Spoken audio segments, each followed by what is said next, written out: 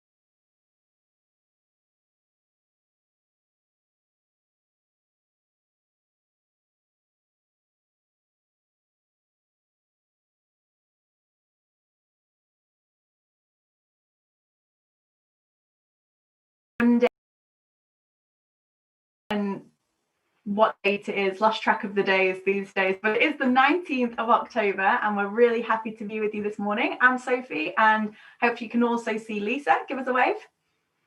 And we are really happy to be with you this morning. So Lisa, how was your weekend? Did you do anything exciting over the weekend?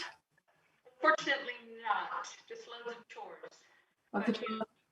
We pretty much did nothing this weekend either. In fact, yesterday I watched movies on the couch under a blanket all afternoon because it was not the type of weather to be out and about yesterday here. It was cold, it was a bit drizzly, and I was very happy to get home and put all the fairy lights on and watch a nice film. But actually, the complete opposite to staying at home. In the church yesterday was Day of Prayer for World Missions, where the church highlighted different missionary activities and how we can be involved in them. And that's coordinated by a charity called Missio. So there's a video here to explain a little bit what World Mission Sunday is about. The abilities of each of us individually are limited, but we can achieve a lot with the help of others. Thankfully, there are people who are willing to help others everywhere in the world. Every year, these people join together for Mission Sunday to help the needy from all around the globe. On Mission Sunday, we are not alone in our efforts to help others. On this day, we can support those living in utmost poverty by prayer and financial contributions. Every year, new schools, hospitals, orphanages, churches, chapels, and other kinds of buildings can be built thanks to this collection. Let's join forces on Mission Sunday. Together, we are stronger.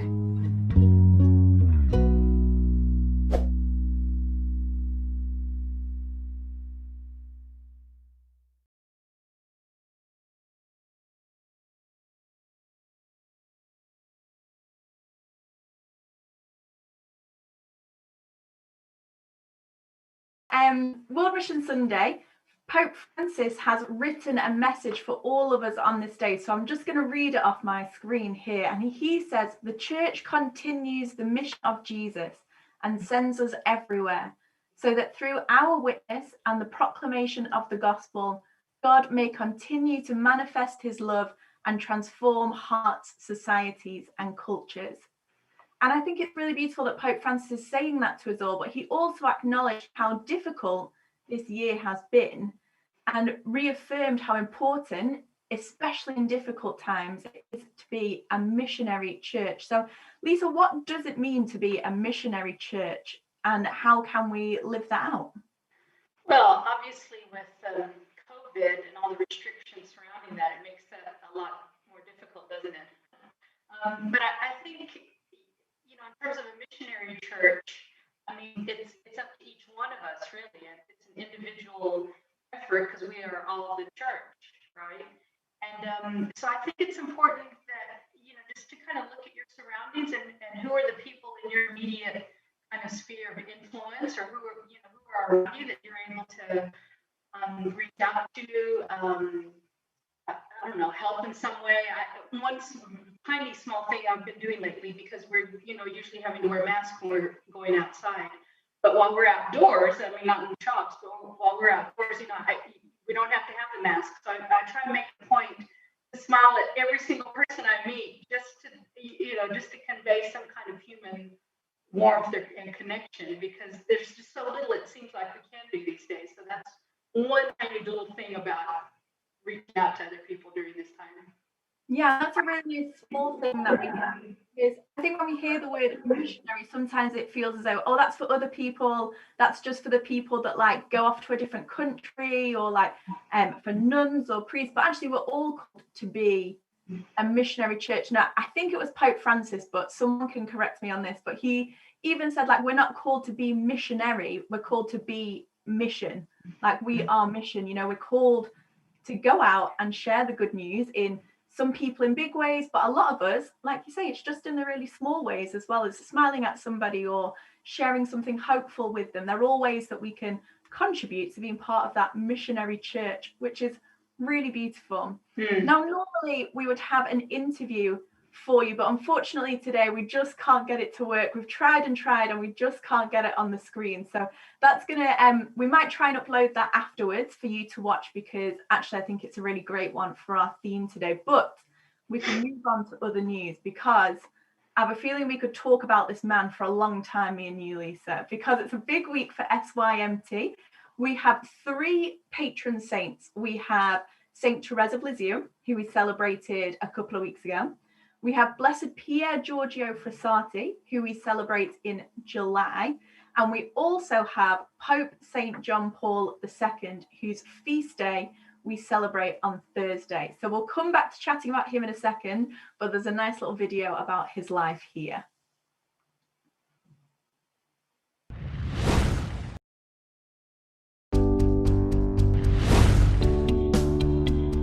Pope Francis has recently proclaimed Karol Wojtyła, better known as Pope John Paul II, a saint. This is one of the quickest elevations to sainthood in centuries. But what did he do?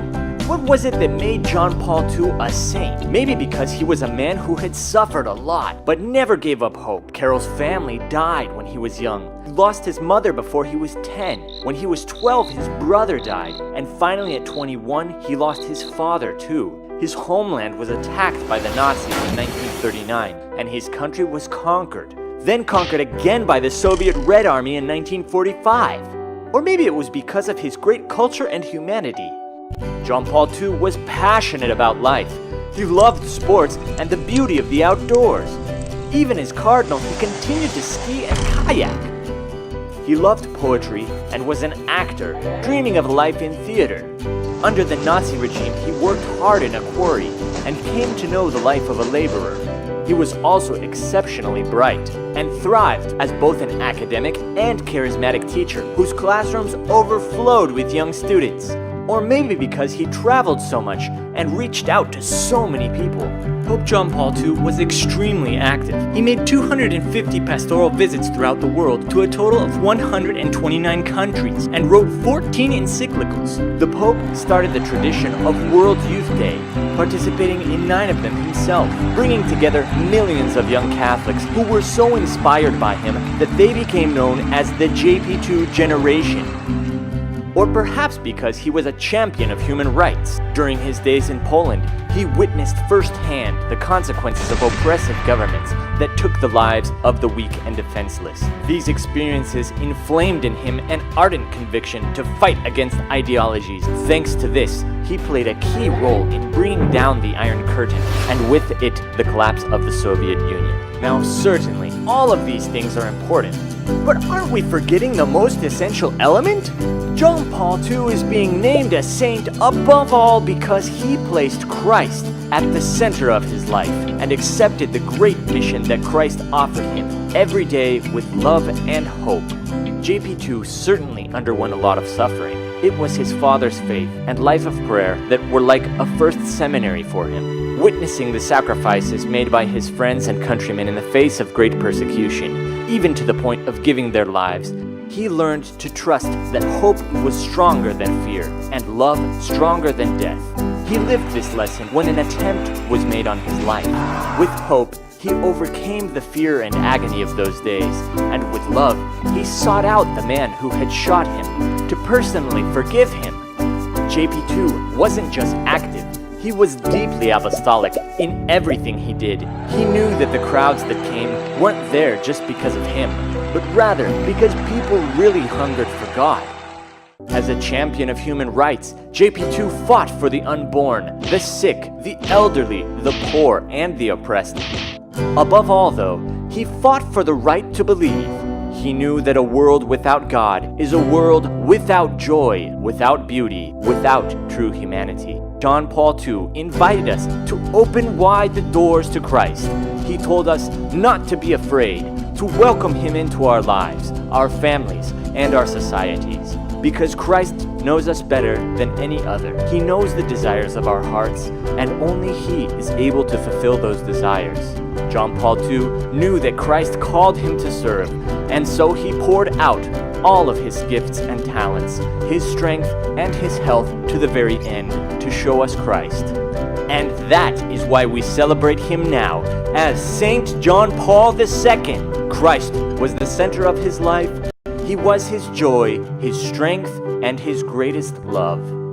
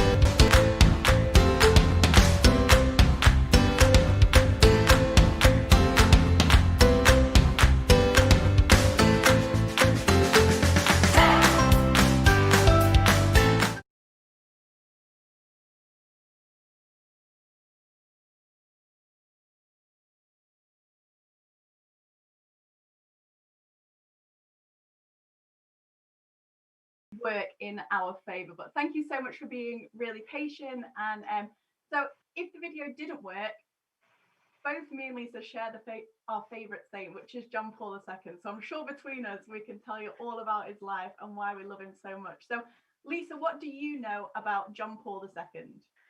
Right. So he was born in 1920. So this year, 2020, would have been his 100th birthday. So there were all sorts of celebrations planned all over the world, especially in Poland. But unfortunately, because of COVID, a lot of those had to be curtailed or postponed or, what have you. So that was a kind of a disappointment because I actually was planning on going to Poland.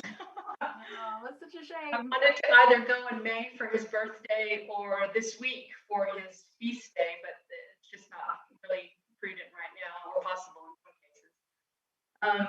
But at any rate, he was a fantastic world figure, you could say, in history, really. I mean, the things that he accomplished during his life and during his years as a pope, we could probably spend the next hour just listing all his accomplishments, really. Anyway, if people ask me what, who is your favorite saint, without hesitation, I would say it's John Paul II. Lots of people would say, well, there's so many to choose from. No, I would know straight away it's him. How about for you? I think, yeah, I would do the same too. In fact, when I was looking for different things to learn even more about his life, I was like sniffling away. His life just really moves me. The fact that his parents died when his mother died when he was so young. He was raised by his father. He entered the seminary under like Nazi rule and had to train in secret. Then he became priest and bishop under like such harsh circumstances where the church was being completely oppressed. And the government just really didn't like what he was talking about. And I think it must have taken so much courage for him to persevere in the faith under so much hardship. I think sometimes we think that we suffer, persecution or hardship for what we believe in, but actually, like, I've not experienced anything near like what he did and what others have. He's just really, really inspiring. Indeed. There's one story about John Paul II when he was a young man, actually. This was immediately after the war, when a lot of the prisoners from the concentration camps were released. And somehow or another, he came across this young girl who had been released from Auschwitz, I think it was. And she was trying to make her way back home, and somebody had given her a lift on their wagon or something or another, but they could only take her so far. And of course, she was very weak and sick and trying to make her way where she needed to go. And John Paul II, well, as he was known then, Charles, came across her, and he, because she was so weak, he wound up carrying her for many miles to wherever it was she needed to go, presumably back home. And that just speaks volumes about his character, really, that he, just put aside whatever, his agenda was for that day or what have you. And she was the most important thing to him at that point. And to get her to a safe place was, the most important thing for him to do at that moment. And even after he became Pope, many people would say whenever they were in his presence, that it felt as if they were the only person in the room because he was so focused on them, and they were, all that his attention was on that person. And I just find it so inspirational that even as a young man, with this young girl, being able to rescue her in that way, that in some ways he was still rescuing people in terms of, showing them that kind of unconditional love and attention that we all crave and we all want.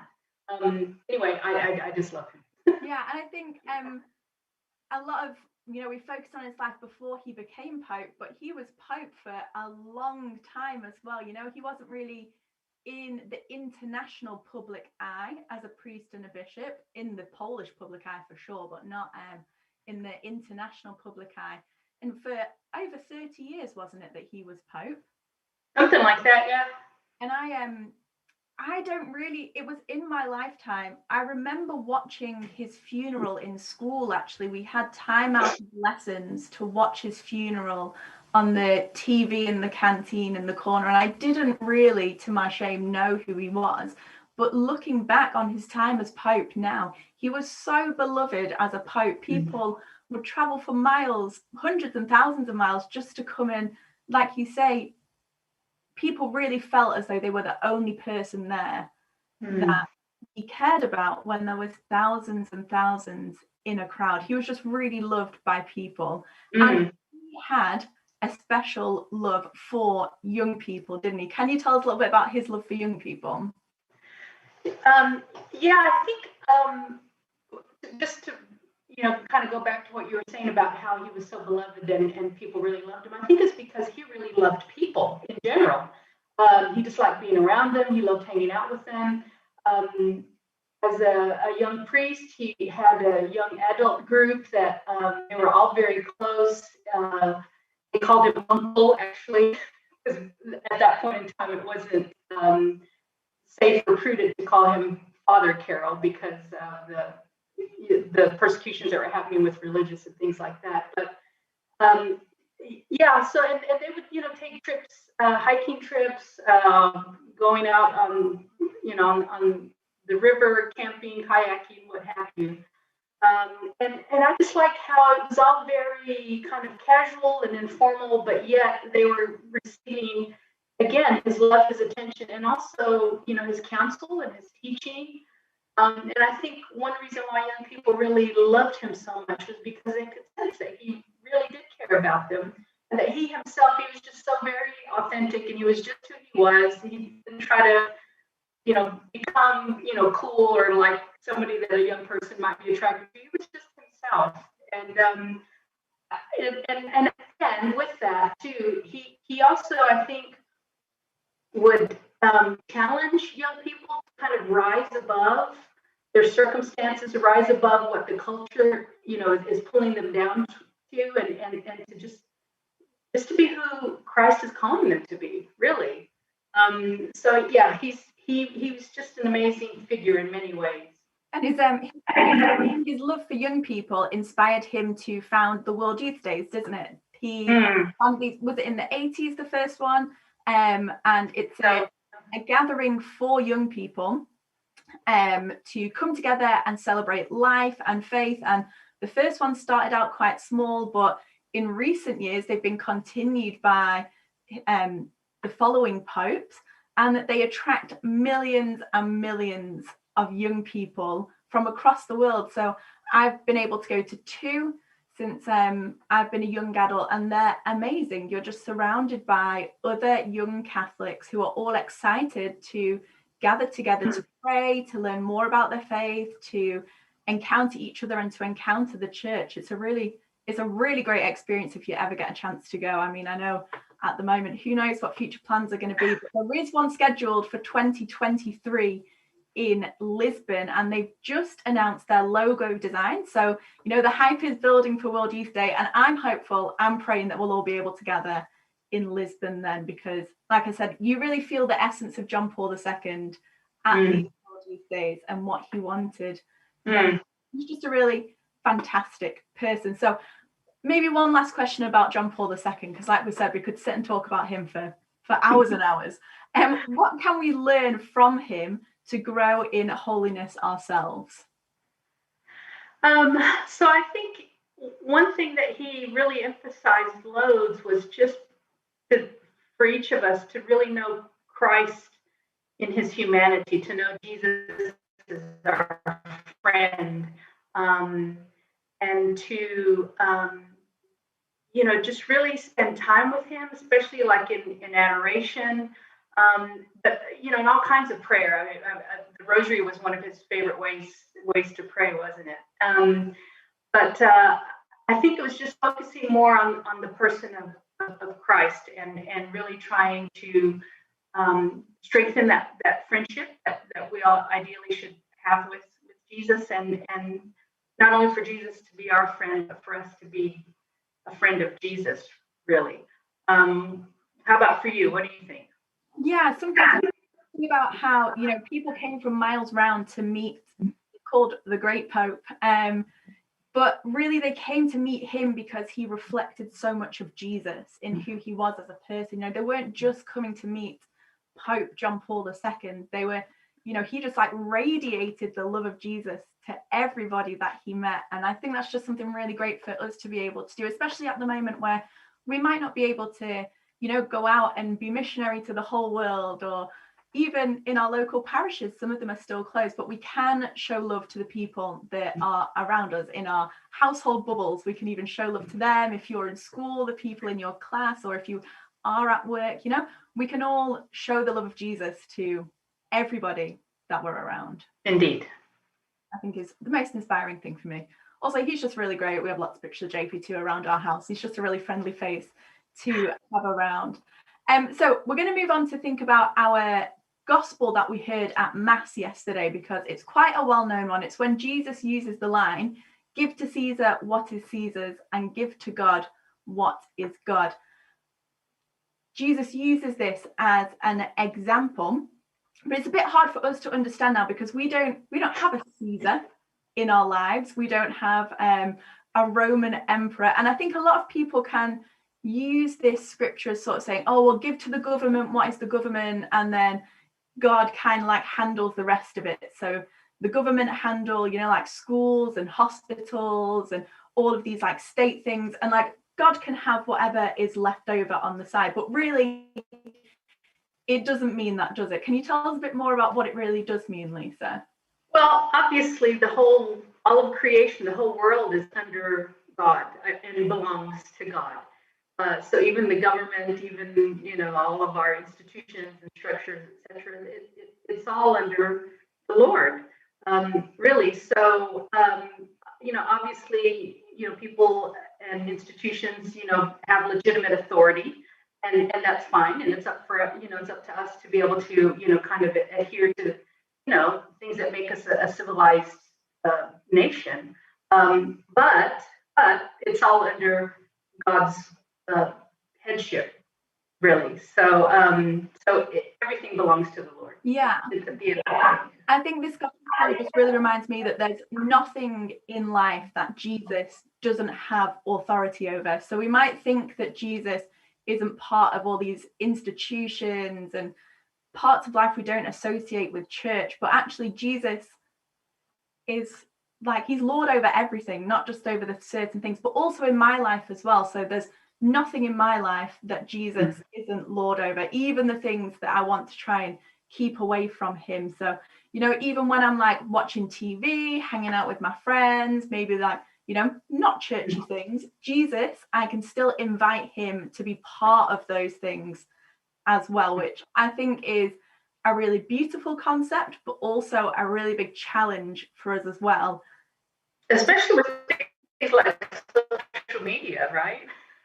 Absolutely, to think about the way that we're acting, because it's like Jesus is part of this as well. You know, he's not just part of the things that I want to show him, like the good parts of me. Like he's there as well when I'm being a bit snappy or a bit mean or a bit gossipy.